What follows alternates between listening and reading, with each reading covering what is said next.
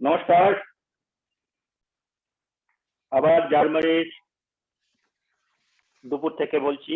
আমি শৈবাল গিরি, সম্প্রীতির হয়ে। গতবার এই দুপুর 3টেতেই আপনাদের সঙ্গে দেখা হয়েছিল। জার্মানির দুপুর 3টে মানে তখন আমি বলেছিলাম ভারতবর্ষের 7:30টা, লন্ডনে দুপুর 2টো, আর আমেরিকার ইস্ট কোস্ট আজ থেকে ডে লাইট সেভিংস শেষ করে সকাল 10টার মুখ দেখছে।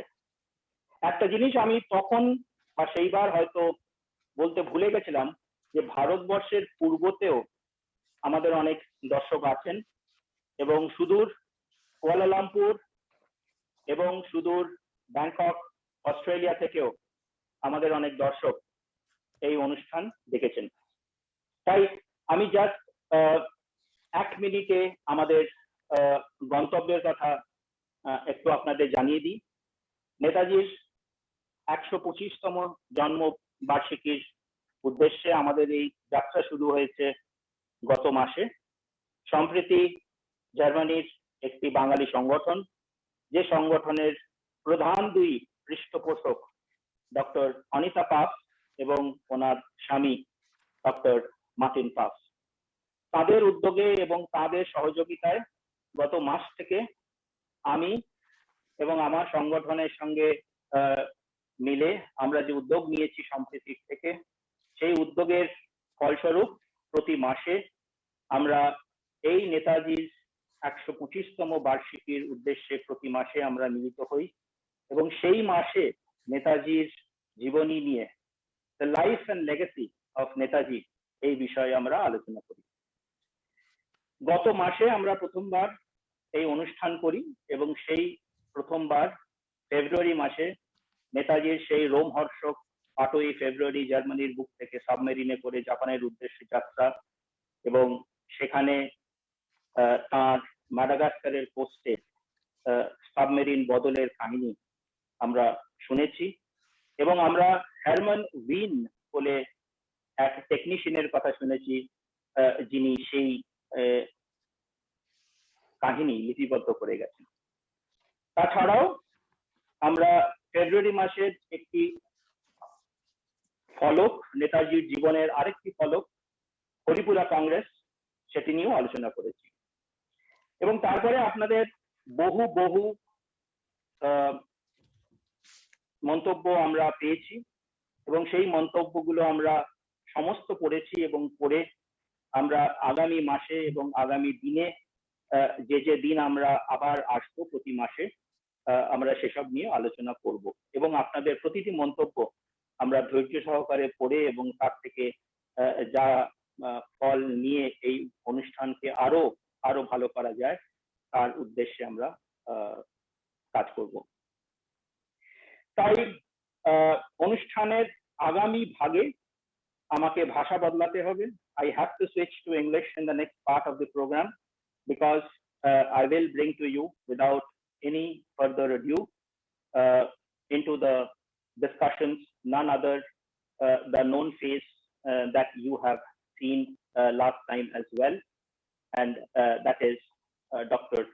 Anita Pfaff, and she will join me into this discussion for taking us through this agenda of this month. Namaskar. Namaskar and Jai Hind. Nice to have you again, and should I say happy belated Women's Day. Thank you, thank you. Especially I recall your what should I say, one of your missions, as I remember from last month's discussion, is to write on your mother and have a platoon of only women writers contributing to that book. So I still recall that, and coincidentally Women's Day happened to be last Monday. So the spirit of womanhood continues from last month. Well, I imagine that your wife told you that you had to observe Women's Day, and it's not to be ignored. Thank you for doing that. And let's hope that one of these years or one of these centuries, it's going to become superfluous, or we can introduce a Men's Day. Absolutely. Yeah, I am actually cornered by a lot of women in my family here, and Women's Day or not, or no Women's Day, it continues 365 days. There is also a milestone that I have been told by many people, in fact, not that I did not know it, but many people, after seeing our conversation, following our narratives from last time, have pointed me out, and thankfully so, about yesterday as well. 13th of March, many people have written to me saying that 13th of March is also a milestone, maybe not in the life of Netaji, but it would have been if she was alive till today, is the death anniversary of your mother. And it happens that yesterday was 25 years since her passing away. That is also something that I recognize. Yes, thank you very much for remembering that, because time flies and one hardly believes that 25 years pass so quickly. And indeed, 25 years ago, on the 13th of March, my mother passed away. Correct. So what we have decided to do in this session is to pick up two milestones from Netaji's life, and the two milestones actually that comes to our mind is honestly two things. One, of course, between 8th and 12th of March, it was the other session of the Tripuri Congress that happened. And apart from that, there is also a great milestone with respect to the fact that after taking the submarine and landing in the Far East, Netaji also crossed the border and landed in India via the Burma border in this month. Of course, these are the two milestones that comes to our mind that we should discuss, though I believe that we have a lot of option to discuss Burma. What's your thought about running these two agenda today? Help us in getting a sense of how do you want to run these two topics. Well, I think we have two very eminent participants in this. Well, it's not a dialogue, it's a quadrupologue or whatever one could call that. And I think maybe it would be a good idea to bring them into our talk, because I think I'm very happy to take the sideline with two such eminent and knowledgeable gentlemen. And I can imagine that they have far more well-founded information to share with you than I do, because after all, I'm not even a hobby historian, I would say. So let's give them the platform.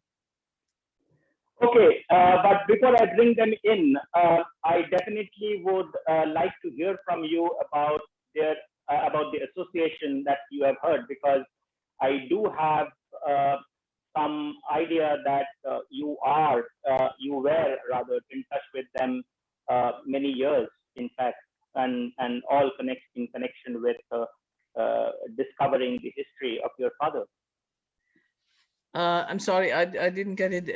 Were you referring to my relationship with these two gentlemen, or? Correct. Yeah. Okay. Correct. Well, I had the privilege of knowing both of them. Let me start with Professor Gordon, whom I have known, well, since we were both very young still. We're not married, Anita. You think we are still young? Yes. Okay, well, we were even younger, and I sometimes say, well, once we were young and beautiful, and now we are only beautiful, so let's keep it at that. In any case, Professor Gordon and I have known each other for a long time, and I'm delighted that he agreed to participate in this meeting today. And let me say a few words about him. His ties, not only to studying my father, but to our family, has been an old one. He already studied during his student days for his dissertation when he wrote his first book about my father, no, or rather about the Bengal National Movement. And then my father and my uncle Sarat Bose were the topic of another major book, Brothers Against the Raj, a biography of Indian nationalists Sarat and Subhas Chandra Bose. And this is a very detailed and well-researched book on them, and even those who know a lot about them refer to his book sometimes because he has studied it so well. And of course, he has gone on to cover other topics as well, and is still going strong. And my respects, Lenny, because having been a professor, I could also continue to sort of study, but I have turned my efforts to volunteer work, and so I always admire those colleagues who continue in their own field and keep their mind active that way. Wonderful that you're joining us. And I'm delighted that Professor Mukherjee, whom I have not known that well, but have met before, is with us too. So we have two really knowledgeable gentlemen to enlighten us. I think you wanted to Good morning. introduce. Yeah, Yeah. I will do that introduction of Professor Mukherjee. Good morning, Professor Gordon from Morning, New York.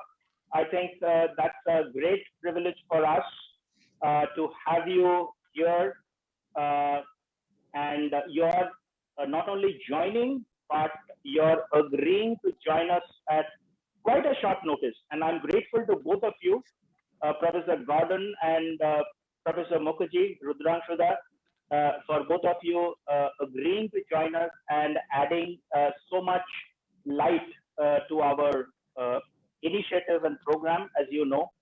The reason being that history today needs to be revisited in such a way that we are able to keep it for not only our generation, but also our future generations.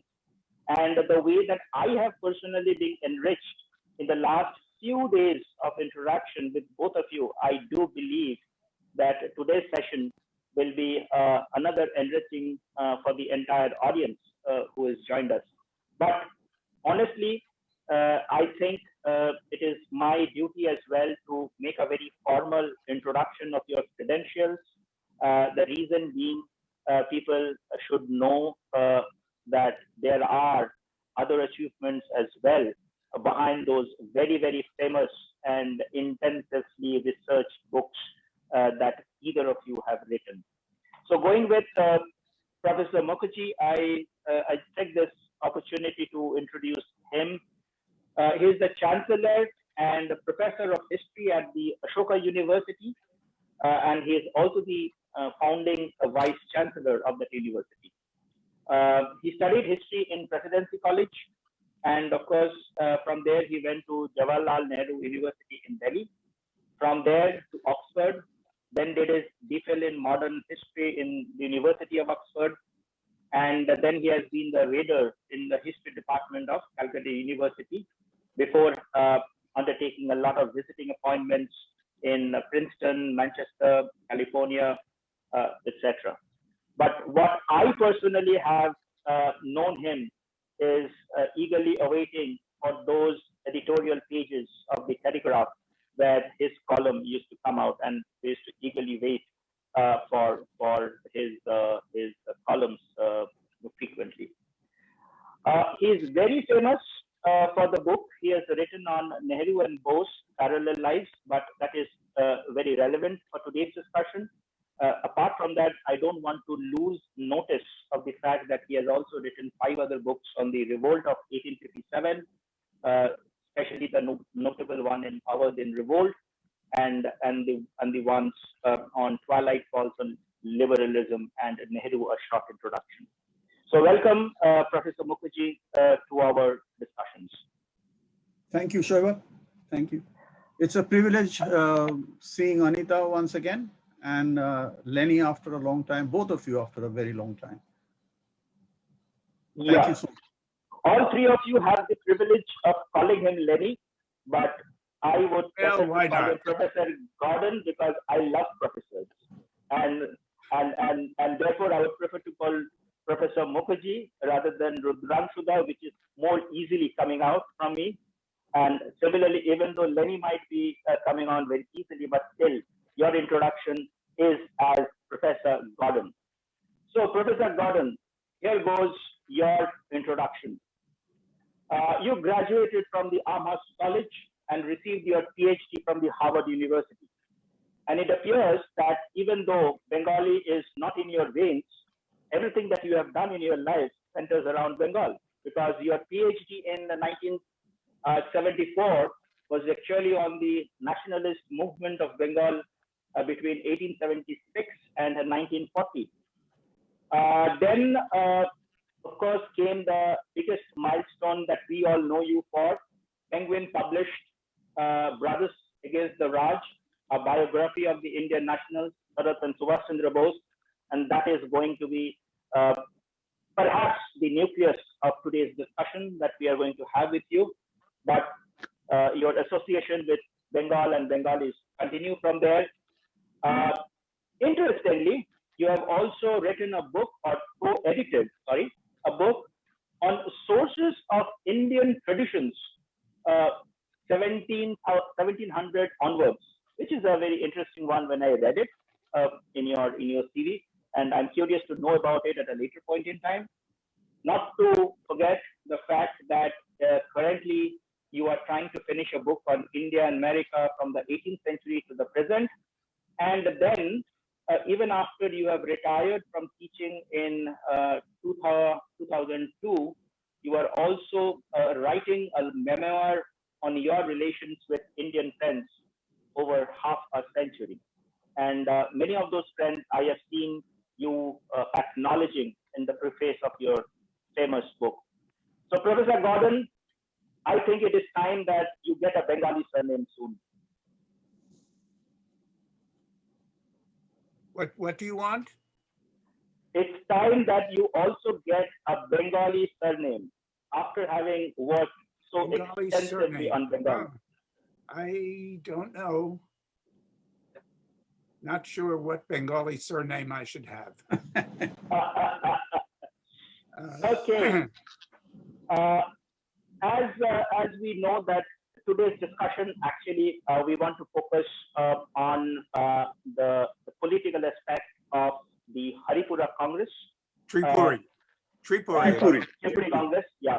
Tripuri Congress. We discussed Haripuri last month.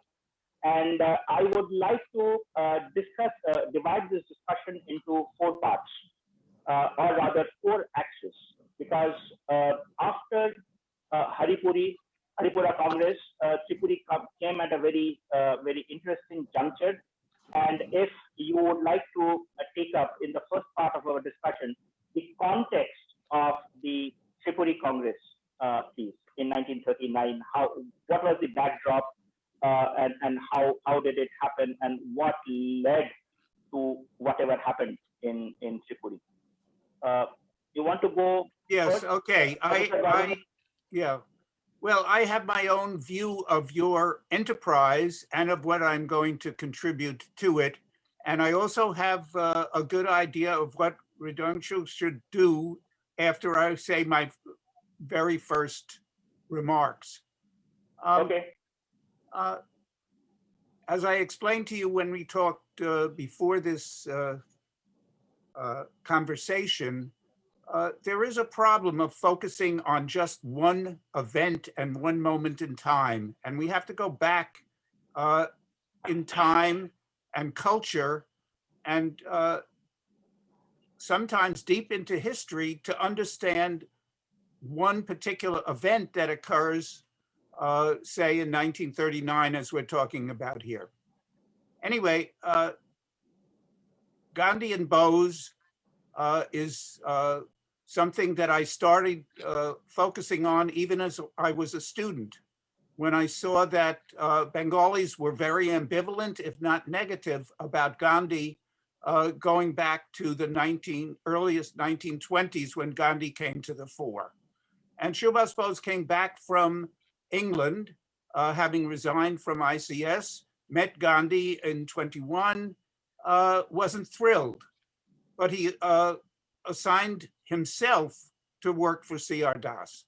And the relationship to Gandhi all through his life was very complicated, and we don't have time to go into all the ins and outs. Anyway, Gandhi is the dominant figure in the nationalist movement from roughly 1919 to 46. And in 1938, Gandhi agreed to have Subhas Bose as president of the Congress.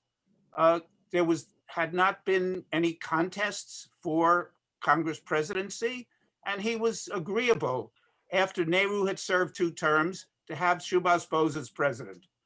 Subhas was the president after Haripura Congress. I will say that in the Congress files in the Nehru Museum, there are a lot of letters of J.B. Kripalani, who was general secretary, who was not thrilled with Subhas Bose. But when I interviewed Kripalani, he said we got along perfectly, which was baloney.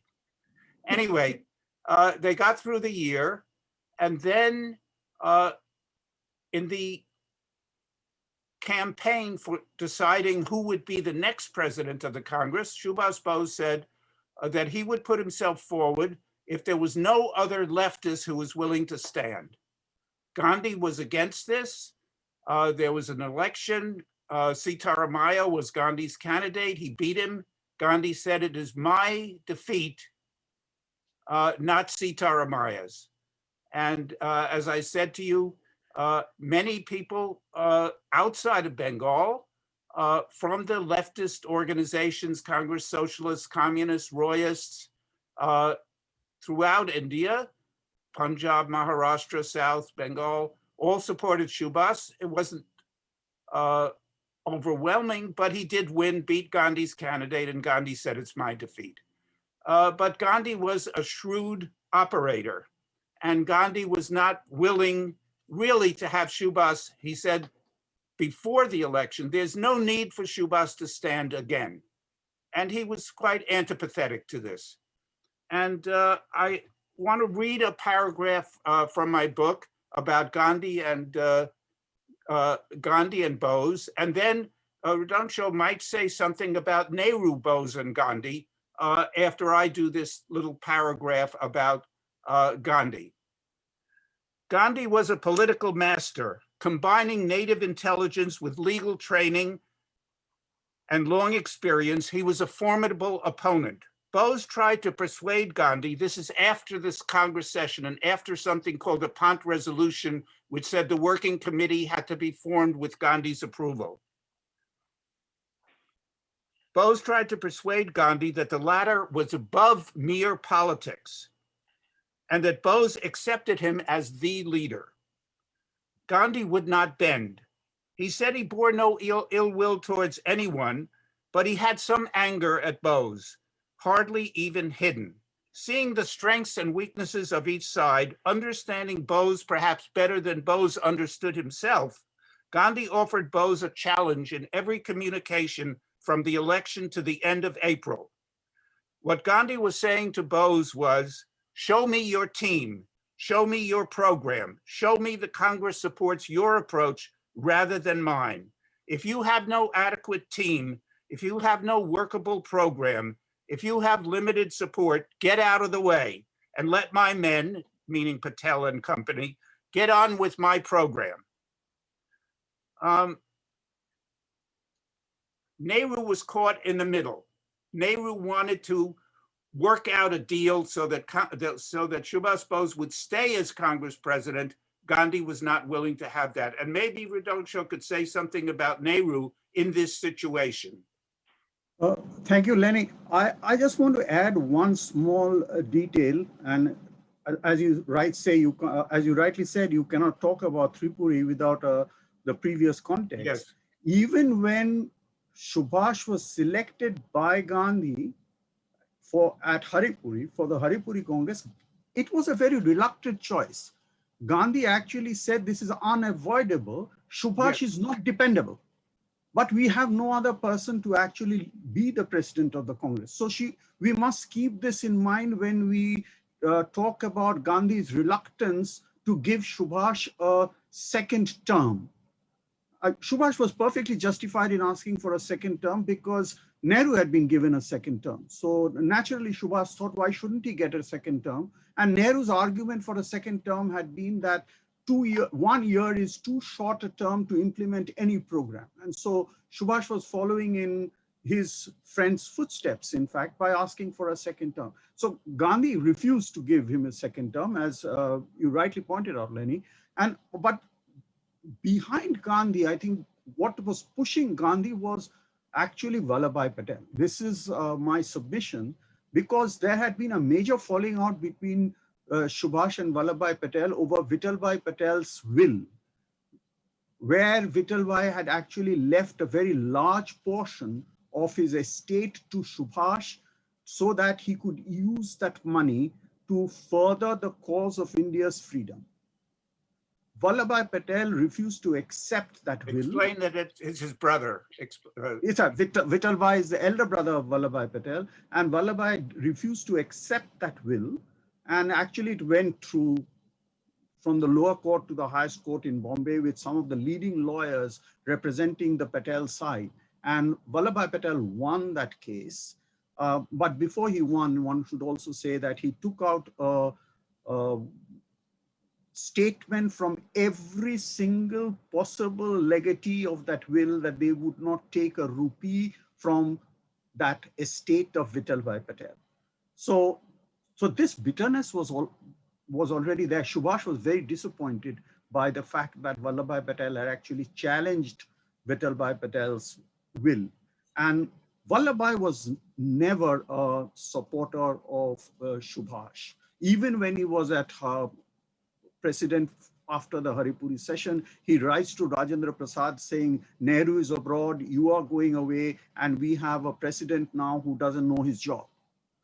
So this is the context in which Subhas fights a Gandhi candidate and wins handsomely, absolutely handsomely. There was no question about the fact that Subhas won.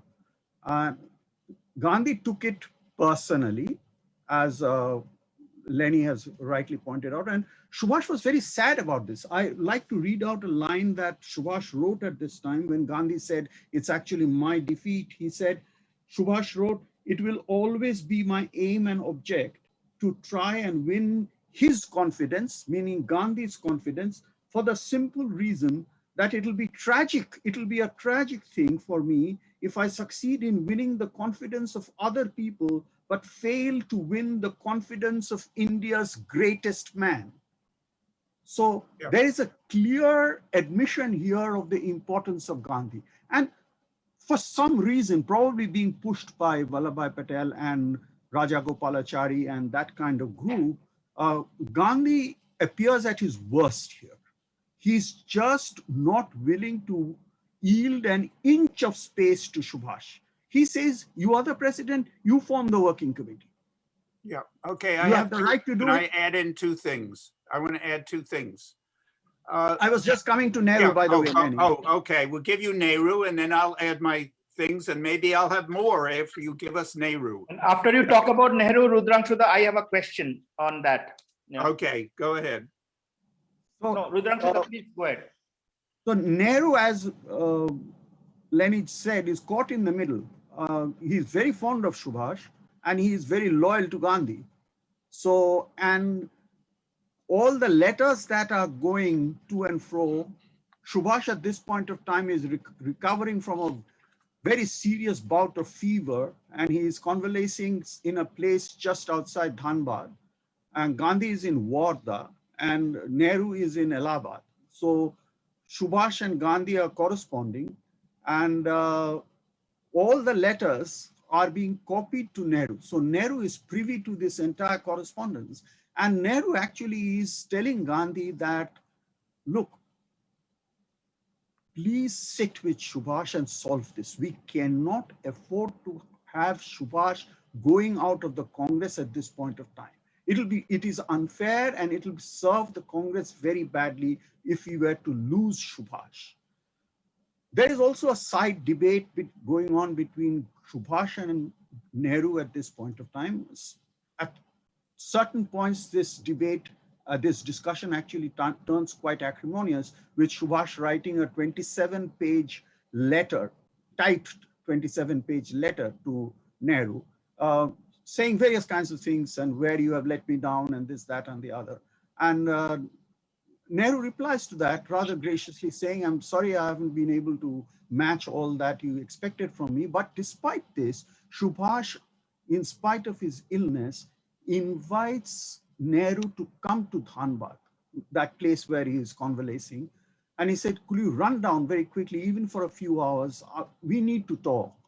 And Nehru goes to Dhanbad. Before that, he writes to Gandhi to say that Subhash has asked me to go and meet him. I cannot say no to Subhash. I think this is a very, very significant line, which says a lot about their relationship. I cannot say no to Subhash. And he goes there. Unfortunately, and Lenny, correct me if I'm wrong, I haven't been able to track any record of this conversation. Either of the two persons, Nehru and Subhas, didn't keep a record of what they spoke about. We can imagine what they spoke about, how to solve this impasse with Gandhi. Probably that must have been the main topic and the focus of discussion. And there is no solution actually that is found, because Gandhi, as I said, refuses to give any space. And he says, you are the president. I don't care what the Panth resolution says. I wasn't even present at Tripuri. So you form your working committee. And this pushes Subhash into a corner, because he knows there's a resolution that has been passed in the Congress which says that the formation of the working committee must have the endorsement of Gandhi. So he cannot go against that resolution. But Gandhi is saying, go against that resolution and form your own team. As Lenny rightly said, form your that's own why team. I said that, that's why I said it was forward your program. That's why it's a kind of a challenge. Okay, So, you know, they just don't meet, and Gandhi refuses to resolve this issue. Bose is very keen to resolve it. He says, I'm willing to come to Wardha, sit with you, and you give me a formula. Maybe 6 of your person, 6 of my person, that will how the working committee will be formed, or any other mutually agreed formula that you think. We can discuss that. But Gandhi says, no, you're the president, you form your working committee. And they have a last meeting in Shodhpur just before the Calcutta Congress in 1939, where again, the matter remains unresolved. Subhash comes to the Congress in the morning, resigns as president, and his resignation is accepted with one dissenting voice. Nehru says, do not accept this resignation. Okay. We cannot let Subhash go. And Nehru actually leaves the premises of that session that morning because the resignation of Subhash is accepted. Lenny, please, I'm sure you know much more about this. Yeah, there are a few more things we could add into this picture. One is that Gandhi had said from early on that the working committee should be homogeneous. This was his ostensible stand.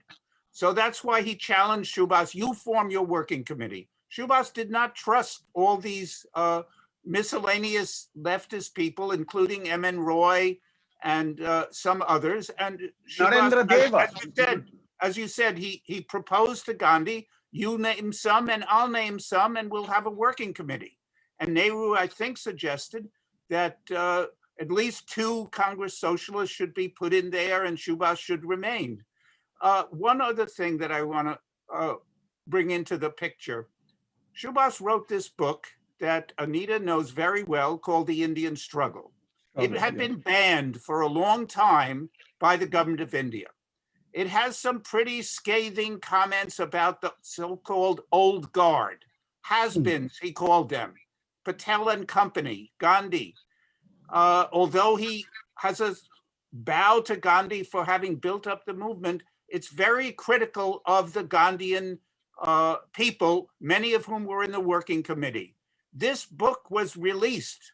The government allowed this book to be released to the public just after Bose was released from prison and banned from India's politics up until I think end of 37. End of 37. Yeah, 37. So this book is there. And the book has all these criticisms, and here are the Gandhians reading about themselves, has-beens, you know, impotent, can't carry out a concerted campaign. And so let's go again to what Bose wanted to do in 1939. He wanted to have a campaign against the British for their withdrawal, and he wanted to have a time limit. 18 months. Yeah. Now, Gandhi was against this. Nehru was against this. Some of the Congress socialists said we would go along with it without a time limit. But this was something that Gandhi was not going to accept. And Gandhi, as we both have said, was quite unbending. He wanted Subhas out. And, you know, Nehru could not budge Gandhi on this. And Subhas saw the weakness of a possible leftist working committee. If he had put forth a slate of candidates, he wouldn't have been happy with it, I don't think. And they could not have run the Congress organization. And we have to say about Mr. Patel, there was this lawsuit and everything, but he was the backbone of the organizational structure of the Congress. He was the guy all through who kept the organization running, and later, you know, after independence, was the deputy prime minister of India until his death, I think in 1950, if I'm not correct. 1950. So, yeah. So Patel was a very important guy, and he was quite unbending. And at one point, you know, M.N. Roy had come back into politics after having been in prison, and someone said that M.N. Roy came to Patel and asked for a position in the Congress, and Patel said he walked in like a lion and left as a lamb. In other words, you know, these people don't have the wherewithal, the toughness to run an organization. And that was Patel's view of the left, which also involved other things as well.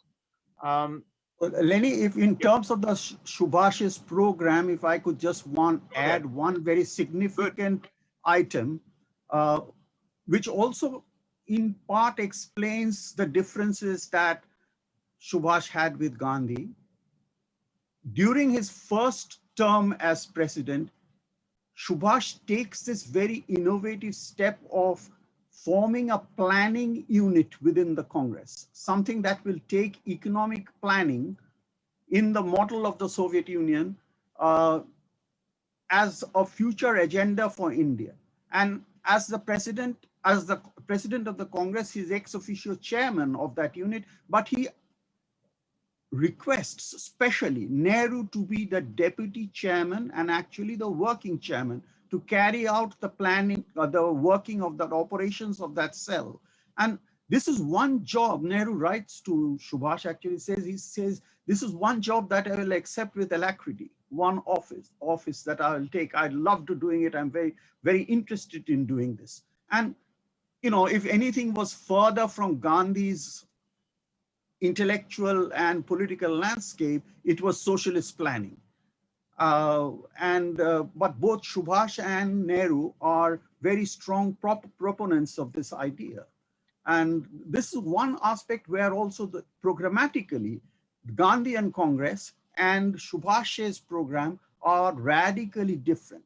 And that phrase, old guard, actually goes back, if you remember, Lenny, to 1927-28 during the Madras Congress, where for the first time, the idea of it's not formally passed as a resolution, but for the first idea of complete independence is mooted for discussion. I thought it was 28 at the Calcutta Congress. 28. Calcutta Congress. Yeah. And it is there that Subhash actually, I think in a letter to Nehru, he coins this term old guard. Gandhi and the old guard, he says. They are going to oppose us. You know, and Gandhi does, actually. He tells Nehru that you don't know what you're doing. You're trying to go too far, too fast. So it's interesting that Subhash, I think, for the first time, the term old guard is actually used by Subhash. He's not at all, never was he very comfortable with this lot. Patel, Rajendra Prasad, Raja Gopalachari, Govinda Ballabh Pant, Gandhi himself, and so on. He had I would say, despite their differences, he had a natural affinity towards Nehru. Yeah. Okay, if I you can have ask questions. two questions. Go ahead. Yeah, I have two questions. One to Professor Gordon and the next one to Professor Mukherjee. Professor Gordon, on the Gandhi-Subhash relationship, I have two sub-questions. I know, or what I've read is the British offer that we are talking about at that point in time, which was the topic of the Congress internal issue, was offering India a dominion status.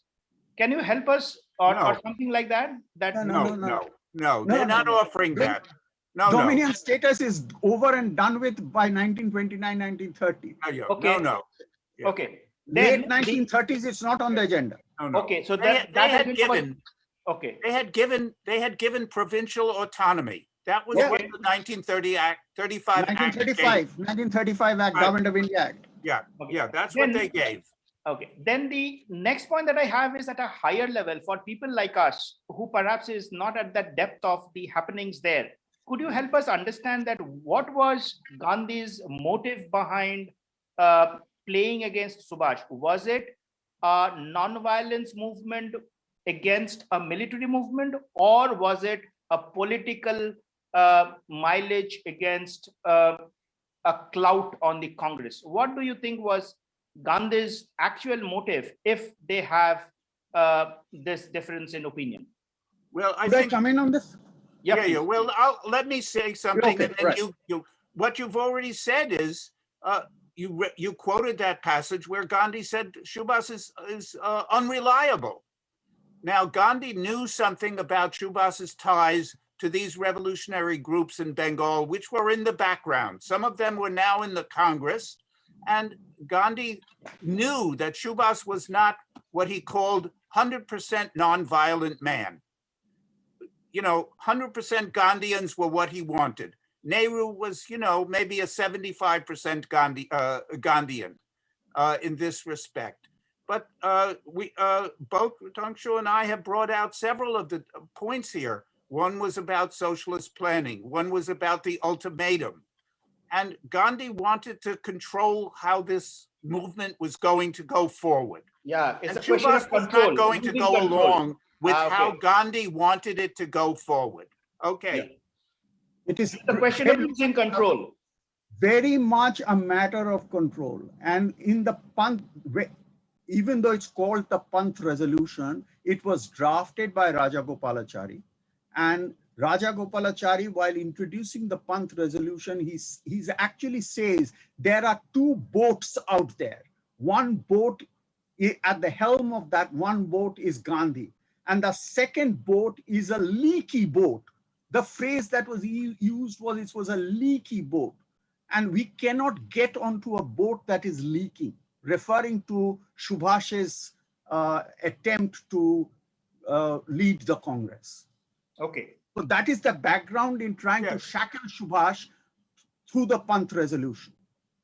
Okay, having said all that, having said all the many differences that Gandhi and Subhas had, and they were pretty acrimonious, and because of Gandhi, as I said, Gandhi is at his worst here, and Subhas has to exit from the Congress and form his own political organization. But it's worth remembering, I think, in terms of the overall history, that when he sets up that Free India Radio, one of the earliest broadcasts, it is Subhas who calls Gandhi father of the nation. It is not one of the Gandhian loyalists who call him father of the nation. It's Subhas Bose who does it. Yeah, he understands that Gandhi is the foremost leader, and he has to try to get his cooperation. And he tries his very best, as we've tried to say to you, but he fails because Gandhi won't bend. Subhas is bending, Nehru is bending, but Gandhi is not bending. Gandhi won't bend. Yeah. And I think regarding Nehru, Subhas summed him up the best. He wrote that Nehru's head is with socialism, his heart is with Gandhi. Mm-hmm. I think so, it's Rudranshu, if I can ask you in that context, because you brought up Nehru yourself, and in your book, you have drawn a number of parallels between Subhas and Nehru, their upbringing, their affluence, their abroad education, their jumping into the Gandhi movement, so to say, in a gap of 5 years, etc. So, if this acrimonious relationship between Gandhiji and Netaji had not happened, do you think we would have seen a working relationship happening in Free India? Means I'm just asking you to take a guess there. Yeah. No, Netaji I'm sorry. I have trained as a historian, as a Lenny, and historians cannot speculate. Mm-hmm. What if is not a question that historians can venture into. We are not astrologers. Mm. Yeah, you can't subtract Gandhi. Yeah, you cannot subtract Gandhi. You cannot take Gandhi out of the equation. And Subhas knew that better than anyone. Yeah, but the way that you have put their similarities and backgrounds in the book, Nehru and Bose, it looks to me that there was a very high likelihood of this not happening in Tripuri if Nehru and Subhas were in a position to go. Because I'm saying this, Professor Gordon, the reason being, in today's modern India, there is in the public discourse some element of feelings against Nehru and about Nehru playing against Subhas, etc. You know all those incidents for that matter. Yes. But what Professor Mukherjee writes in his book gives a totally different picture. In fact, it paints a very friendly canvas. Yeah. It was a friendship and a comradeship that withered in the vine because of political circumstances. And Nehru was, when he heard that Subhas had probably died in that air crash. I'm putting the dispute about his death at one side at the moment, though I agree with Lenny that he did die in that air crash. Lenny has established that beyond any doubt based on available historical documentation. When the news came to Nehru, it's one of the few times that people had actually seen Nehru cry in public. Yeah. Now, he really considered Subhas to be like his younger brother, with whom he had differences, like brothers have differences. Yeah. Now, I just wanted to quote you a line from Nehru that I had in my book that Subhas wrote at this time. He said, I have looked upon you as politically elder brother and leader and have often sought your advice. When you came back from Europe last year, I went to Allahabad to ask you what lead you would give us. And I think that Nehru actually was in Spain when he got the request from Subhas to take up the lead of the planning committee. Yeah. And that's when he gave the response that you quoted to us about how happy Nehru was to take up this lead that Subhas offered to him to have a socialist planning committee established in the Congress. So, you know, the relationship was quite friendly. This period is when it was put to the greatest strain. Now, you were referring to something that I talked to you about. There was a forged, what seemed to me a forged letter of Nehru. And in 2019, I was giving a talk about the Red Fort trial, and I was actually giving it in Kerala. And some journalist, young journalist, asked me about this letter, and I said, it's a forgery. I said, Nehru, this is so badly written. Nehru was such an elegant writer. How could he? Spelling mistakes, Lenny. Spelling mistakes. Yeah. And so I said to this young journalist, have you ever read a book or an essay by Jawaharlal Nehru? He was such a good writer. And this journalist said, no, I have never read anything of Nehru. Yeah. He had no idea. So, I mean, people are saying negative things about Nehru in retrospect. He was an excellent writer. He was such an important person who's being denigrated because of various things. Yeah. See, at that point, I want to... So people forget this. In his presidential address, 1936, where he spells out the vision of a socialist future for India, whether we agree with that or not is a different matter. But in the second or the third paragraph of the presidential address, he draws attention to Subhas Bose. He says, look at the regime that India has to live under. And the best example of the barbarity of that regime is the way in which our comrade Subhas Bose is being treated.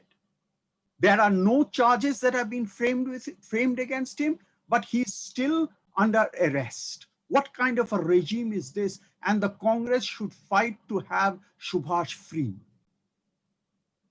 See, on that point, honestly, I want to come to someone who has been the guest of Nehru when she first visited India.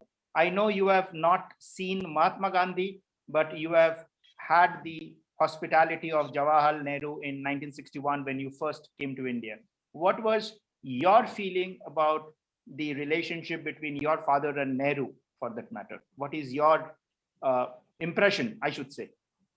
Well, I hope Lenny and Rudranshu will not take it amiss if I make some rather unqualified, maybe speculations about the three gentlemen they were talking about. Let me start with one statement. However, I'm not given to hero worship. And I think particularly in a historic perspective, I think we don't really do anyone credit if we sort of idolize the person without trying to get a realistic picture of what he or she was. And my impression, and that is partly, of course, from what I've read, I've not studied intensely as you gentlemen have, and what I heard from my mother and indirectly from her and from others also, about my father, I would say, number one, my father genuinely admired Gandhi. There was a worship, so to say. Number two, he and Nehru were genuinely friends. also earlier when he was in Europe and Kamala Yes. Nehru passed away. Yes, Yes. My father dying. She was dying. went there to see her. He offered his help. He said, if I can do anything for you. He was the please only go." person present at the funeral. Yeah. Subhash was the only person present at the funeral. So I think in spite of what people later on sort of speculated that Nehru did this or did that and tried to get him assassinated and God knows what, I think this is all hogwash. I think they were comrade in arms. They were basically friendly, and in a way, that also goes for Gandhi and my father. They disagreed on some matters of content, and I think some people can be rational and separate the emotional, the expedient, and the rational parts. But I think we have to proceed on the basis that they were not enemies, but they were essentially they were friends and comrades in arms. They may have disagreed on the methods, but not on the goal that they had in mind. And I think if we want to characterize them in a very simplistic fashion, I would say Gandhi was a non-compromising, non-violence proponent, and my father was a non-compromising enemy of the British rule, not of the British people, I would say, but of the British rule. And in that, they were not willing to compromise in any way. And I think part of their disagreement stemmed from these different aspects. For example, Gandhi and Nehru had no understanding that my father took a real political attitude and tried to get the Axis powers support to free India, because they were uncompromising in their way. First, Nehru may be uncompromising and anti-fascist, and Gandhi a non-violence proponent. And so I think this was the difference. And getting back to Shaibal's question, I can only say that Nehru was very friendly towards me. On one aspect, if I remember correctly, and that's a long time ago, he was not willing to accommodate a wish which I had. I asked him at the time, could I have the Indian citizenship? And so he sort of vacillated on that. He said, well, if you come and settle here, that's no question, you can have it, sort of roughly speaking, but dual citizenship that's not possible. But he was friendly, and I really can't see that he tried to manipulate me in any way.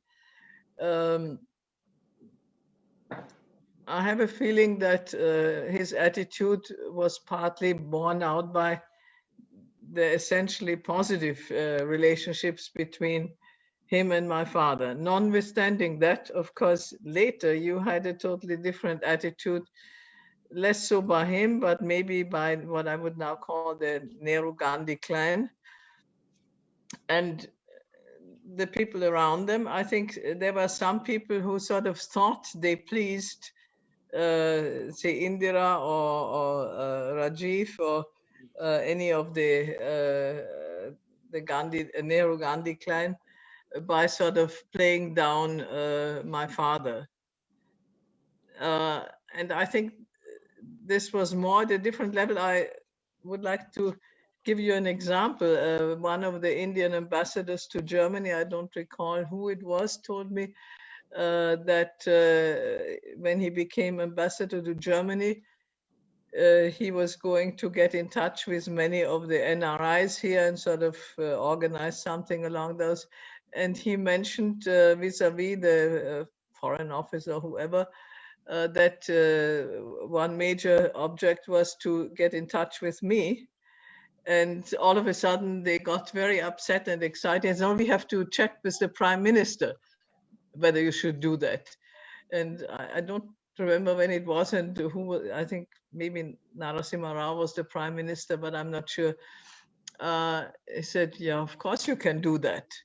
But somehow sort of the in-between echelons felt that sidelining the Boses in general would be a better policy. And I don't think that was the attitude that Nehru took.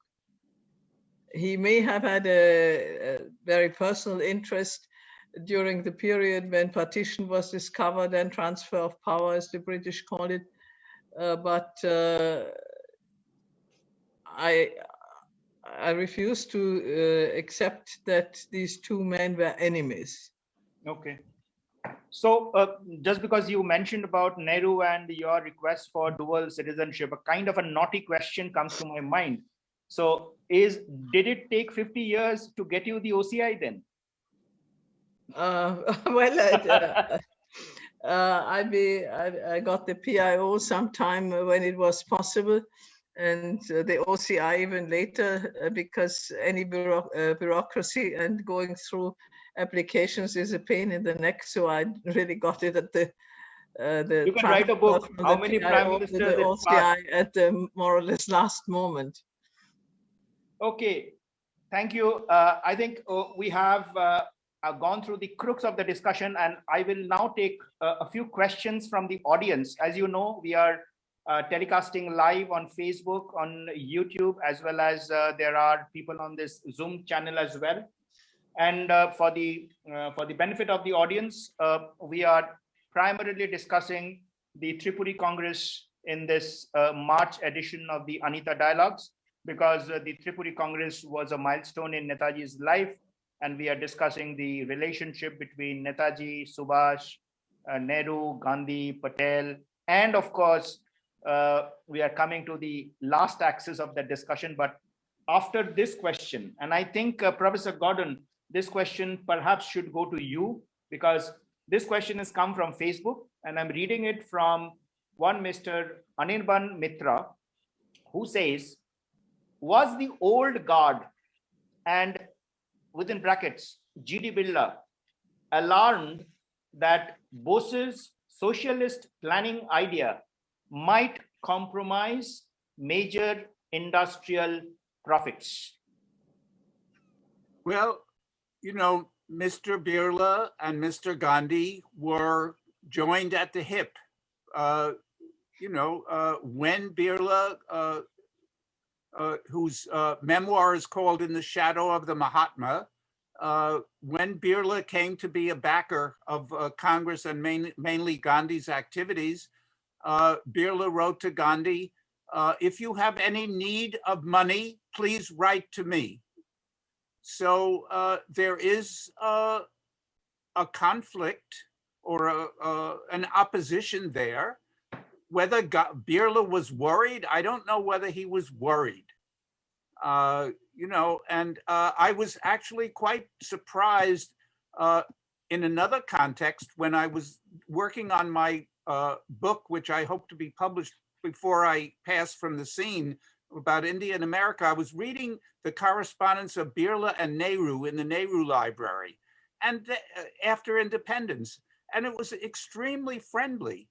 And Birla was perhaps the foremost spokesman for big business, along with Tatas and some others in India. But I don't think he was worried. He was a backer of Gandhi. He was close to Gandhi, but he wasn't worried. Maybe he didn't think that socialist planning would envelop the whole post-independence India, but I don't think he was worried. Okay. Although after independence, a lot of business people were unhappy with some of the socialist measures of the Nehru government. So if I can add a little detail in the Gandhi-Subhash relationship, the first breach in this relationship is not in Tripuri. The first breach occurs in 1937-38 when Fazlul Haq resigns from the coalition ministry, and there's a possibility of an alliance in Bengal between Fazlul Haq's Krishak Praja Party. This and- comes later. No, this comes later. This comes later. 38 Fazl is Haq, yeah, no, this 38 comes isn't it? later. Fazl Haq is 38 there from isn't it? 37 actually to 43. He's there, but this is an important issue. The Bengal ministry. Ministry. And, the Bengal ministry question Gandhi is says important no, here. this alliance between Fazlul Haq and the Congress, I cannot endorse. And in that letter when he writes to Subhas about this, he says that I am writing this in the presence of G.D. Birla, Ghansam Das Bhai, though he says, Ghansam Das Bhai and Nalini Ranjan Babu. Sarkar. Nalini Babu, Nalini Ranjan Sarkar, he says. So two major industrialists are actually present when Gandhi is writing this letter to Subhas. And Subhas replies by saying that I'm absolutely shocked by your letter because it is a unilateral decision that you have taken. You haven't consulted any single Congress leader from Bengal. You haven't talked to me, you haven't talked to my elder brother Sharat Bose or any other Congress leader, and you have unilaterally said that Congress cannot have an alliance with Fazlul Haq's Krishak Praja Party. Okay, let me just add in something here. In after the provincial elections in 1937, Sharat Bose was in the assembly. He wanted to form a coalition with Fazl Haq in 1937. That's the one I want talking about. And so at that point, Gandhi blocked it. And this is the letter. And actually, I've used that letter in my doctoral thesis. And the copy of that letter was given to me by Neeraj Chowdhury, who was the private secretary of Sharat Bose. It's and then December, I've got the date here, Lenny, this December 1938, 18th December 1938. So Gandhi blocked this possibility of an alliance. Then in 1941, Fazl Haq again wanted to form an alliance with Sharat Bose, and Fazl Haq reached out to Sharat Bose, but then it got very complicated because Subhas by that time had left for Europe, and some messages were coming to Sharat Bose from the Japanese consul general in Calcutta, and police knew about this. And Fazl Haq wanted Sharat Bose in his revised cabinet in 1941. And instead of allowing this to go forward, the police arrested Sharat Bose, who spent 1941 to 45 in prison. In jail, In jail. And actually, this broke his health. This led to his early demise in 1950. He had a fever. For the 4 years he was in prison, he had a fever. So the first blocked by Gandhi, then blocked by the British. This could have changed the face of the possible partition of India. We don't know. We can't speculate too much. But it would have been an alliance of Fazl Haq and the Congress, Fazl Haq in 1937, and Gandhi prevented this. Both brothers against the Raj, if I can borrow the phrase from Lenny's book, both brothers against the Raj had their health broken in British prisons. And kind of naturally, I think by answering this question and the rejoinders to that question, we have moved towards that topic, which I wanted to be the last section of this discussion, so to say, because we are just over the hour. And my intention was to also discuss the role Sharat Bose specifically played in Subhas's life, especially during this tumultuous period of the Tripuri Congress. Well, I think you're being unfair to Sharat Bose and to Lenny Gordon, because this is not an issue that can be discussed in 5 minutes. Absolutely. No, I am such an important figure. Sharat Bose is such an important figure in Subhas's life and in the politics of India at that time. I think you should actually devote a full program on Sharat Bose on the occasion of on Netaji's 125th anniversary. he's that important to Subhas, I think. Yes. Yes. And Professor And Gordon has also, said that he you will know, come multiple times. But Okay. today I'm not restricting the time, Professor Gordon. No, but you may not, but I have to go. Okay. Okay. Okay. Well, Let me suggest September was the birthday of my uncle. Maybe Yes. we could have a program. Yes. on okay, we'll Sharat have a Bose program in about September. Sharat Bose. We'll have a program about Sharat And Bose. you know, Sharat Bose was neglected. That's why I picked him Yeah, up. And, exactly. and you Absolutely. know, I started in 70s, and then I found that all He's these an unsung hero. He's an unsung hero. and all kinds of documents started to appear once I started to do research about Sharat Bose. All kinds of letters. He had 8 children, and 7 of them helped me. And I won't say anything about the 8th, but 7 helped me, and all kinds of documents appeared. And then there were the Bengali letters that he wrote home when he was in London preparing for the bar. And I sat with Krishna Bose and her father and translated those letters.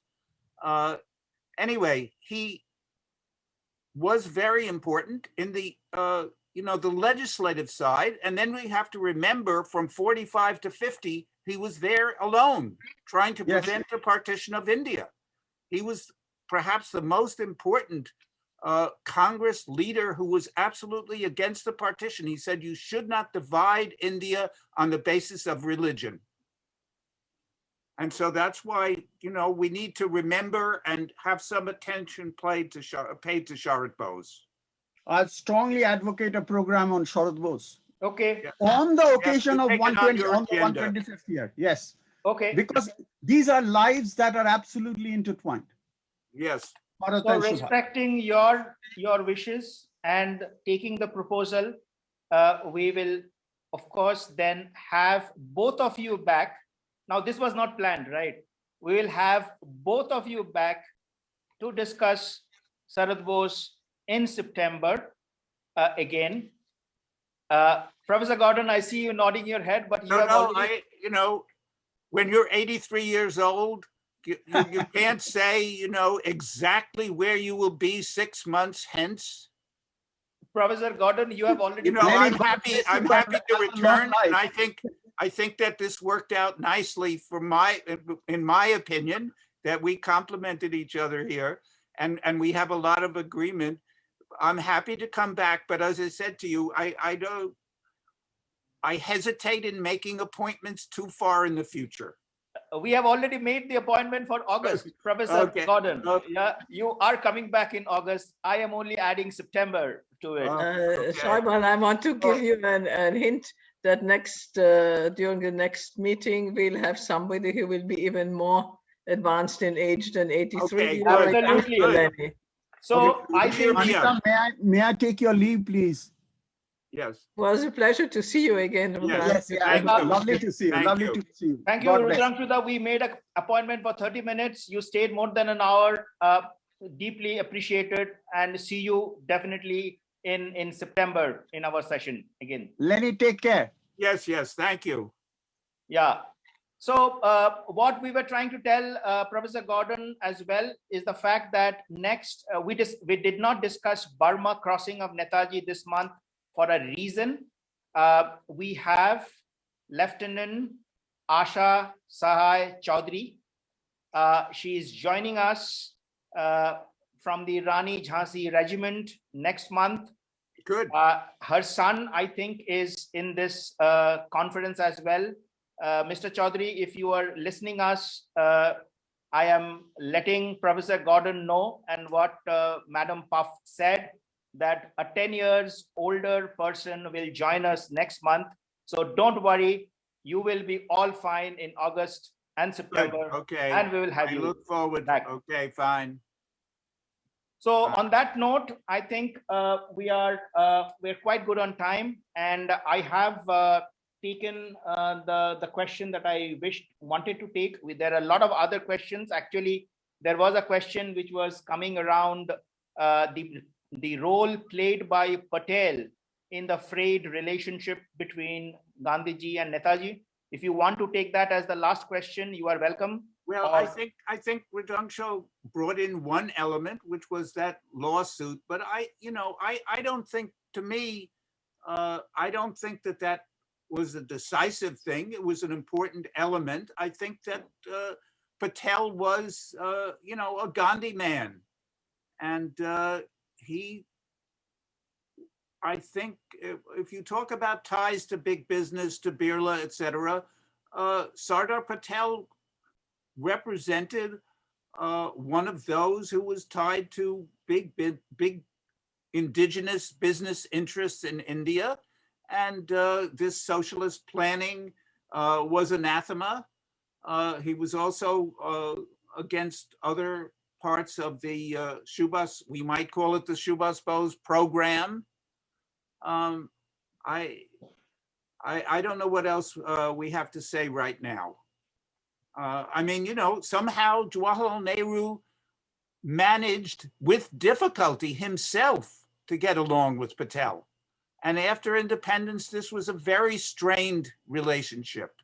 Okay. And actually, at one point, Gandhi had to make Patel and Nehru agree about certain things going on in New Delhi to prevent the riots from spreading, of allowing certain funds that had been agreed would go to Pakistan from the government to go.